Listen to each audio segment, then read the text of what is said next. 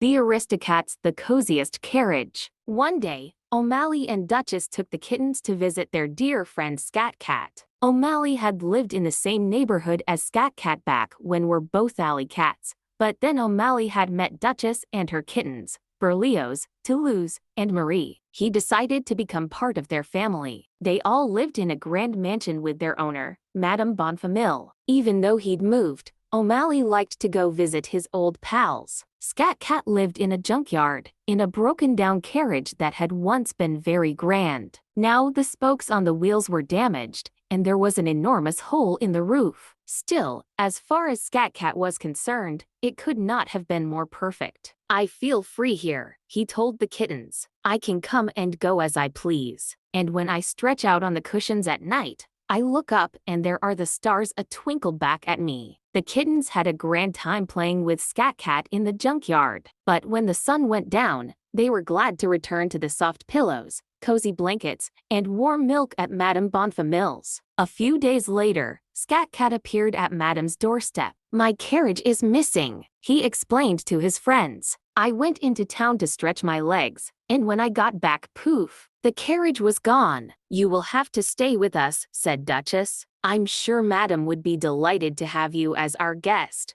"Oh, goody," the kittens cheered. "You'll love it here," said Berlioz. "Well," Scat Cat said, thinking it over, "that's a mighty nice invitation. Don't mind if I do." He plopped into an armchair. "Ha! No ripped cushions here." The kittens scampered up next to him. "Of course not," Marie said. "Madame would never allow worn-out chairs in her house. Only the best furniture will do." Scat Cat nodded. "I guess everyone just has a different idea of what best is, little lady. Me, I prefer cushions with the stuffing coming out of them. But who knows, maybe I'll get used to this." "Would you like to paint with me?" Toulouse asked. "How about I play a little piano music?" volunteered Berlioz. Now, children," Duchess said. "Scat Cat just arrived. Let him settle in a bit." But after just one night, Scat Cat didn't know if he would settle in. The life of a house cat just wasn't for him. Everything at Madame Bonfamille's happened on a schedule. Meals were at 8 o'clock, noon, and 6 o'clock,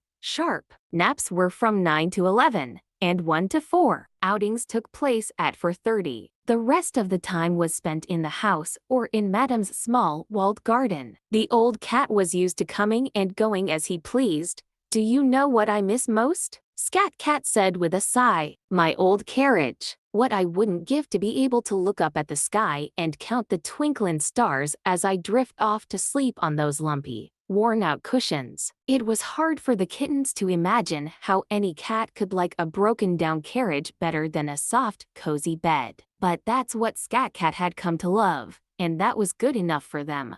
"I just wish there was some way we could get that carriage back for him," Marie said. "Maybe there is," Berlioz said with a grin. "Follow me." He led the kittens to the drawing room where their mother was relaxing. "Can we go to the carriage house, Mama?" Berlioz asked. "Well," their mother replied, "you are supposed to be practicing your Italian this afternoon, but it's for a special surprise for Scat Cat." Toulouse said.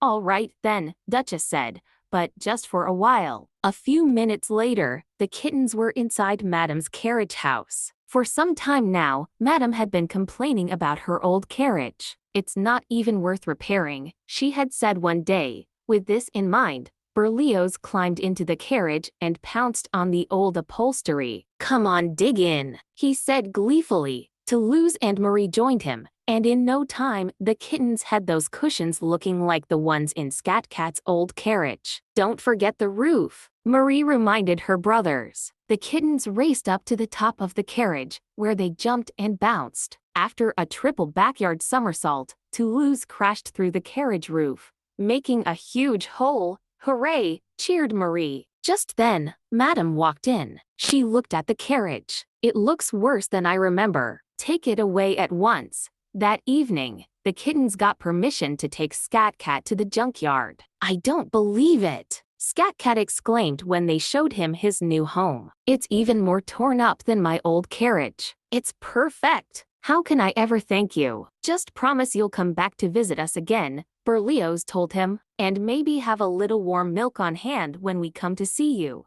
It's a deal, Scat Cat replied. The kittens visited with their friend until the moon began to rise. Then they waved goodbye and headed home to snuggle beneath their cozy blankets. In his new carriage, Scat Cat looked at the stars and smiled contentedly before drifting off to sleep.